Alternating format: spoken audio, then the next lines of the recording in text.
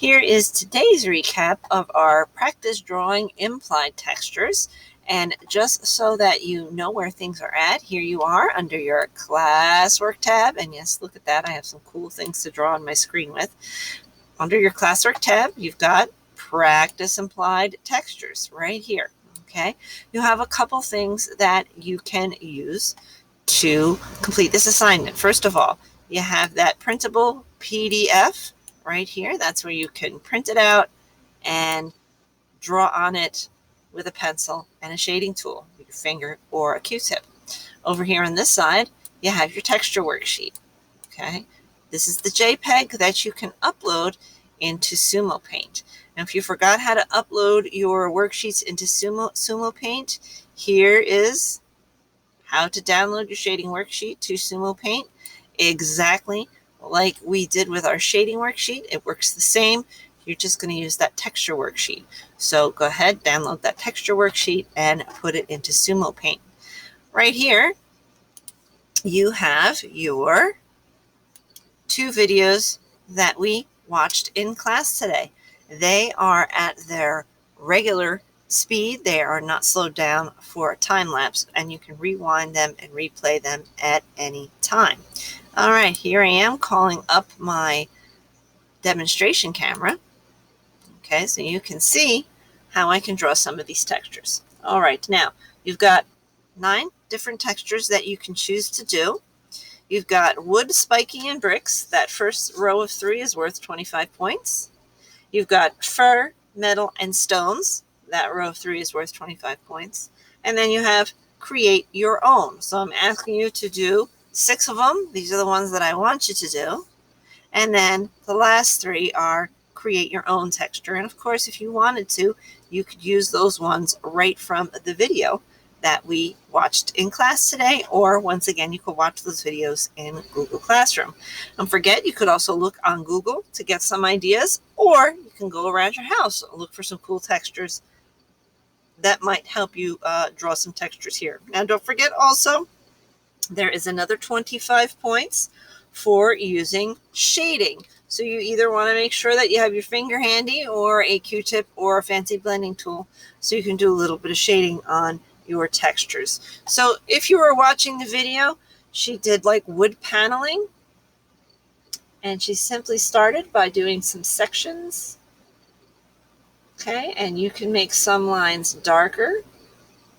And so these would be the separations in between my wood panels. I'm going to tilt it for my left hand so that you can see it a little better.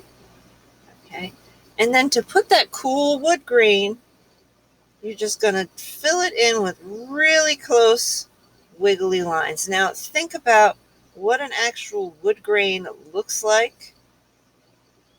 All right, take a look at some actual wood grains either on Google, or maybe you have something that is made out of wood in your house, right, to show you what a wood grain would look like. Sometimes a wood grain has what we call a knot in it, where the tree branch was coming out. So you could go ahead and draw some knots in it to give the illusion that it is like a little bit of a knotty wood. Okay, same thing again. You can draw some knots. You could use some straight lines, some wiggly lines, okay, to give the illusion of that wooden texture.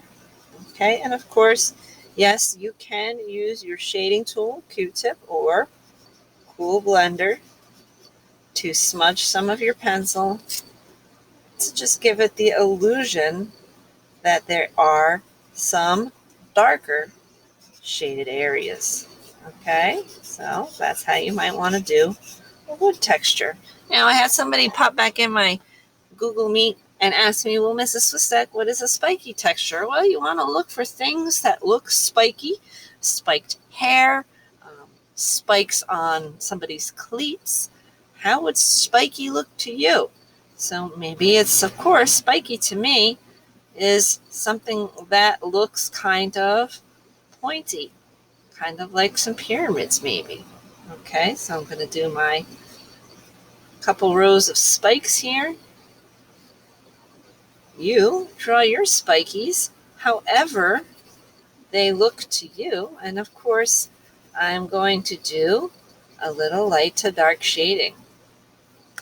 Now, of course, you can do this worksheet digitally. Same ideas apply. Rather than using tools by hand, though, you're going to use the digital tools.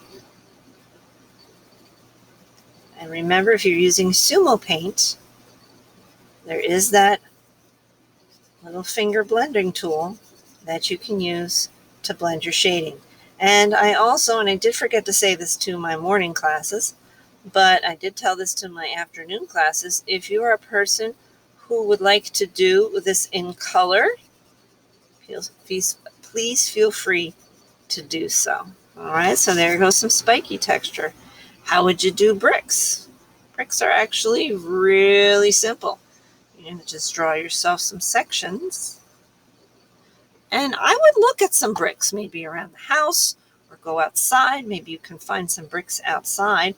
And if you notice them, that they don't all line up with each other. They kind of are staggered like this with their separations. And there's a reason for that. Bricklayers do that so that when the water runs down the face of a wall, it kind of gets broken up and just doesn't rush right down and cause a problem with the foundation. So yes, there is a reason why bricks are built this way. And of course, you're seeing me like the woman in the video did. I'm darkening up in my separations.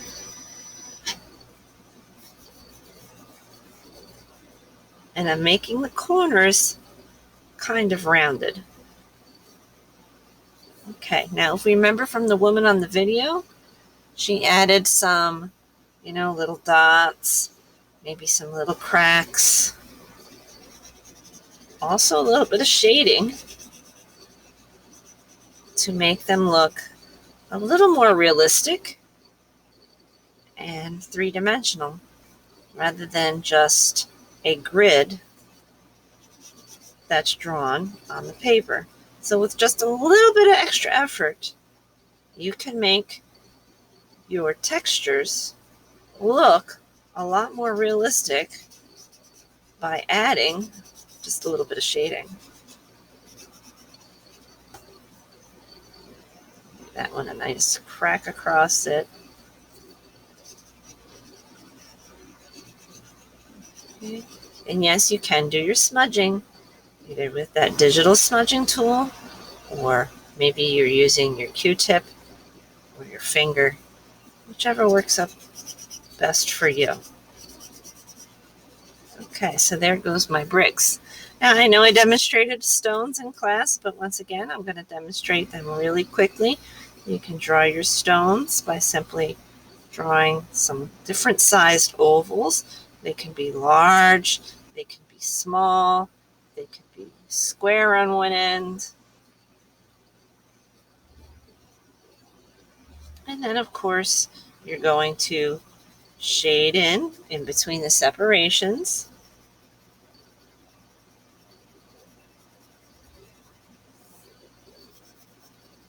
And give your rocks or your stones a little extra shading on each stone. Little dimples, little cracks, little dots, just so that they look a little more three-dimensional, a little more of a realistic texture.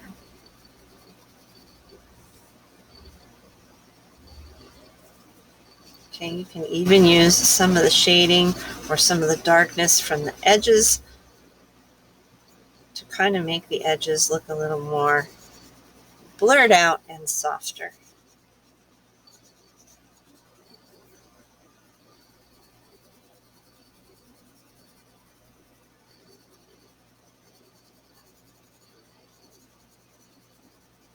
And think about how actual rocks look like.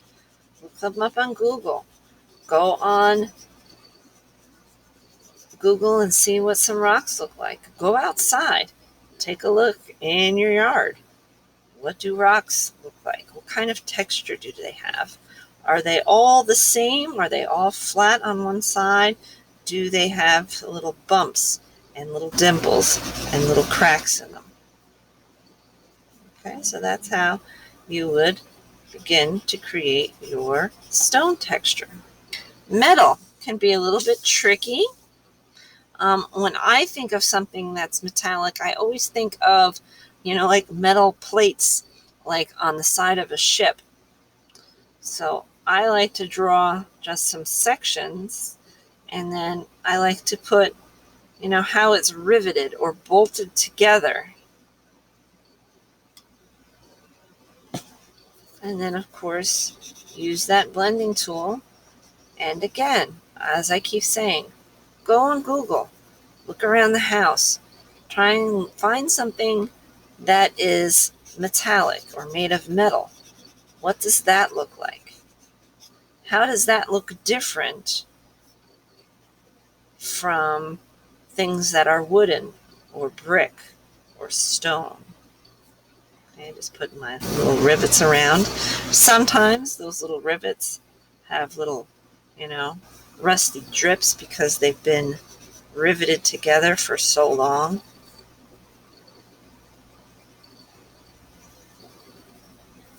Okay, so not a lot of shading, not a lot of hard work.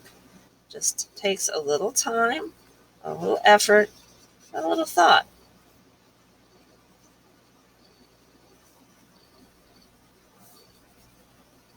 Okay, so that's one way of creating something that might look metallic. Fur. Fur is a tricky one. Fur is something that you really should be looking at, something that is furry or hairy. But typically, fur is kind of wavy lines, real close together. Sometimes they touch, almost kind of like doing the wood grain. Okay. How does fur look?